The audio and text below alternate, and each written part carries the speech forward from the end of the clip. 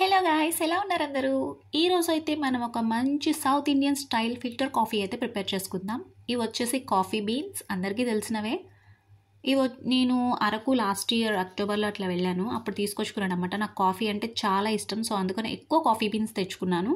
అవి ఒకేసారి పౌడర్ చేసుకోకుండా నేను మంత్లీ మనకి ఎంత కావాలో అంతవరకే గ్రైండ్ చేసుకొని పెట్టుకుంటానమాట.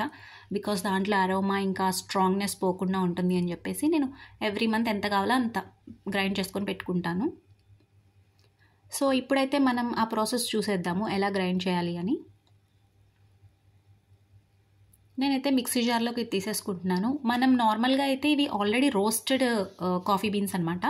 మనకు అక్కడ పచ్చివి కూడా దొరుకుతాయి. వాటిని మనం తెచ్చుకొని దాన్ని డ్రై రోస్ట్ ఇదే విధంగా బ్లాక్ కలర్ అయ్యేలాగా చేసుకొని కూడా మనం గ్రైండ్ చేసుకోవచ్చు.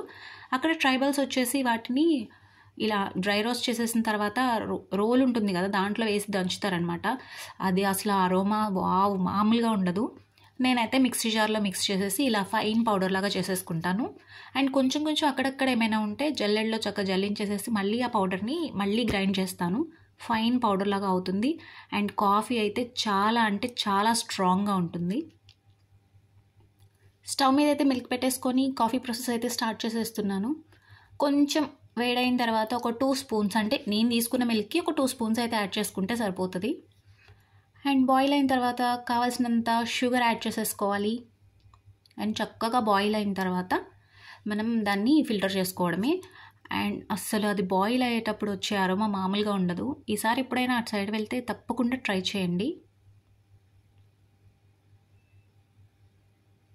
కాఫీ లవర్స్కి అయితే ఈ ఫీల్ బాగా తెలుస్తుంది.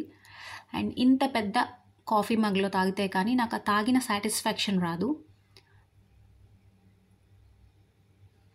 Wow, the aroma is very nice.